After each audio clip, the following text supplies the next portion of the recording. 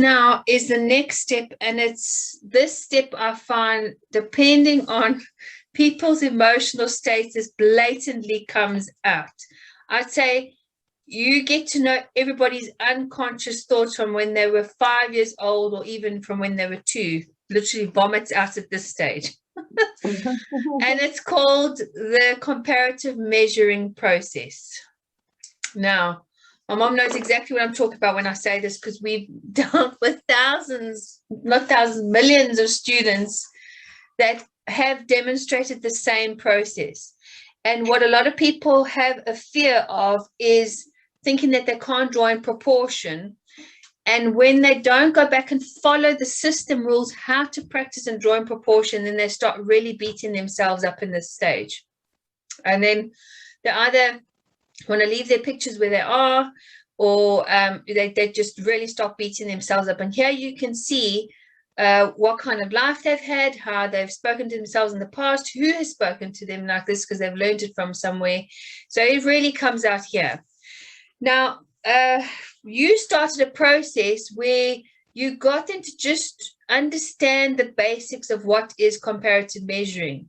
And it really is simple. It is a basic line measurement work of learning how to use a paper ruler, and how to take that process and how to compare that line to another line. Yeah.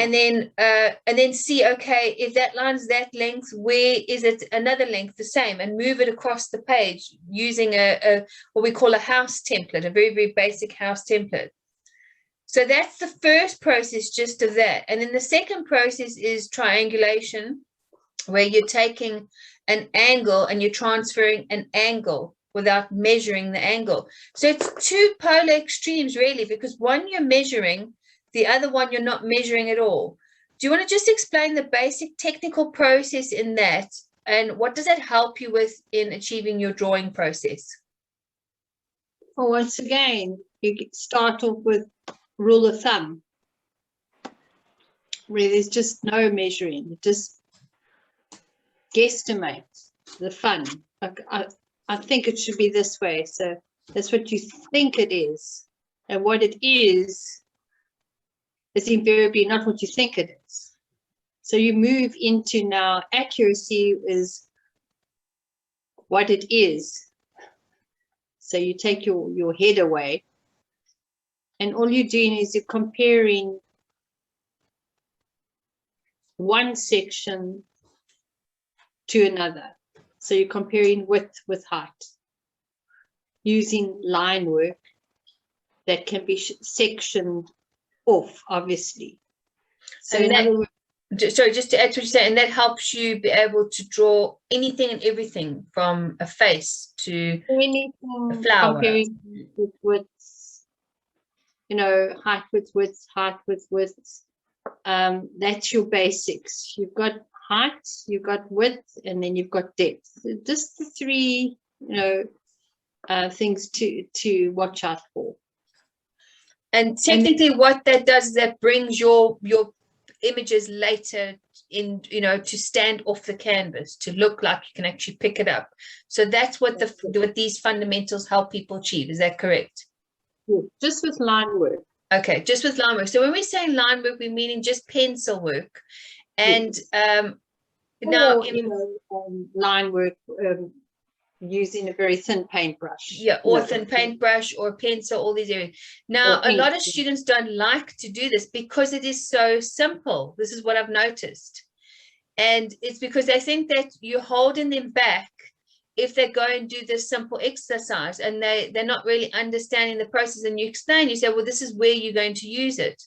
So I've had students, which I'm sure you've had the same, where you've let them go and do what they want to do because they think that they're being held back, and then they go, okay, actually, no, I can see I really am taking a bit too much of what I can handle here. I'm maybe trying to shove a whole cake in my mouth kind of thing. And what this helps with emotionally, though, is, like you say, it's bringing in the balance of both sides of the brain to work together as a team. But not only that, the comparing process that you're talking about, what I've discovered how it helps people emotionally is you are then taking an idea and you are starting to learn how to look at outside inspiration, but not copy it, but start to model it and look, okay, you know, like dress designers. So I might like this summer dress. So I can look at that idea and I can compare what that dress is and look at what the base of that is. Same like a cake. But now I want to not copy that. I want to now start to think how I can make that my own. So therefore, I'll change the icing on it, maybe change the color, or maybe find another way to sculpt another idea with the icing, or the dress, I might add another pattern or another piece of material onto that. And I've noticed the comparing helps you simplify what you think is complex right at the end. And look at the end task, or look at that hill or that mountain that you supposedly think you're climbing, and just start with the one step and go, okay, so this is my first step. What's my next step? Because I'm going to start somewhere and then I'm going to take the next step. Then I'm going to take the next step. Then I'm going to take the next step. So that's what I've identified what's helping with the comparing process of the drawing. Is there anything else you can add to that on the comparative measuring that you've noticed in your students, how that's helped them? Yeah, I always say, if you can just learn how to copy first. I mean, it sounds boring. Some people, oh yeah. If you learn to copy, then that will be a step that can take you to learn how to interpret, which is so important. So if you have a look at the way people design and interpret things to their liking and to their character, they've learned how to copy first.